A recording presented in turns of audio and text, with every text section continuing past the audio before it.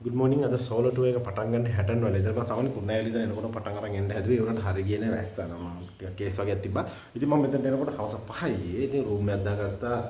60 CD bus stand පල්ලෙහා තියෙන white house කියලා හොටෙල් එකක්. ඒකෙන් දාගත්තා. ඉතින් බලන්න මේක තමයි රූම් එක.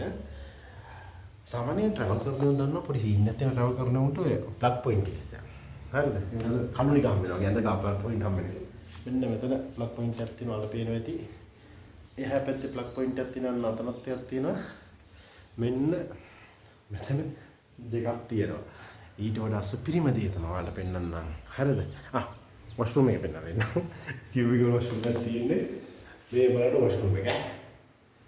මේක තමයි වොෂ්රූම් එක. සුපිරියට දෙනවා. ලස්සනයි. ඒ වගේම තමයි සිංගල් එකක්. මේක මේ සිංගල් කියනකොට මේ අර සිංගල් වලට වඩා ලොකු ඩබල් වලට වඩා පොඩි සීන් එකක් තියෙන කොහටද දැන් සීන් එක. දැන් පෙන්වන්න යන එක තමයි ඔයාලට මම සුපිරිම එක පෙන්වන්න යන්නේ.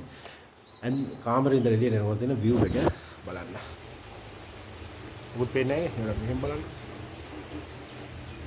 සුපිරිම view එකක් තියෙන තැන. සුපිරිම view එකක් තියෙනවා. ඉතින් මේක තමයි කාමරේ 3500 වඩා හම්බුනේ. ඇත්තටම සුපිරි.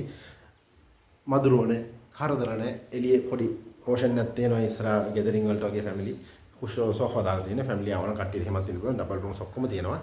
කිචන් එකක් තියෙනවා. අපිට ඕන වෙලාවක තේ හදන්න පුළුවන් මචං. සීරියස්. ඕන වෙලාවක තේ හදන්න වෙන්න පුළුවන්. බඩුත් තියෙනවා මල්ල. කිසිම අවුලක් නැහැ කරදරයක් නැහැ. අලුතට එක එකත් කෑ ගහන්නවත් නැහැ. රූම්ස් ඔක්කොම ෆුල්. ඒත් සද්දයක් වන්ද මේ ඉන්න පට්ට ඩීසන්ට් ප්ලේස් එකක්. එහෙනම් ඊළඟ කොටසදී යමු එළියට.